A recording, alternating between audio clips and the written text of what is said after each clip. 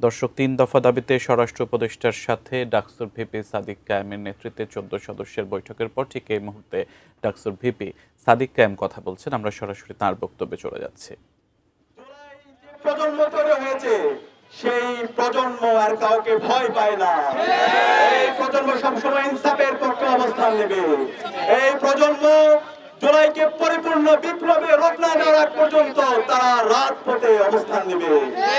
সংগ্রামী সাথী ও বন্ধুগণ, আমরা আজকে ৩টি দফা দাবি উত্থাপন করেছি এবং আমরা একই সাথে বলেছি, এই ৩ দফা দাবি যদি বাস্তবায়ন না হয় তাহলে অতি দ্রুত বাংলাদেশের প্রতিটি প্রান্তরে জুলাই প্রজন্ম রাজপথে নামবে।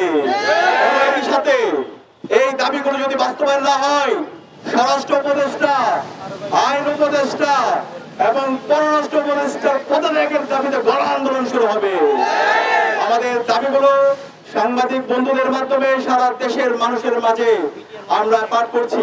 বাছাইকৃত লাল সরিষার দানা থেকে অত্যাধুনিক কোল্ড প্রেস মেশিনে তৈরি হয় প্রাণ সরিষার তেল, আসল ঝাঁঝে আসল স্বাদে।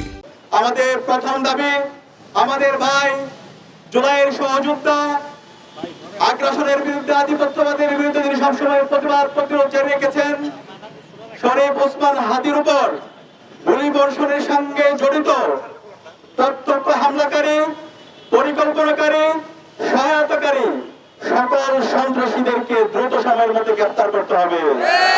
একই সাথে গোয়েন্দা সংস্থা সহ রাষ্ট্রের সকল সংশ্লিষ্ট অর্গানকে দ্রুত জবাবদিহিতার আনতে হবে। একই সাথে যাদের গাফিলতি প্রমাণিত হবে তাদের বিচারের মুখোমুখি করতে হবে।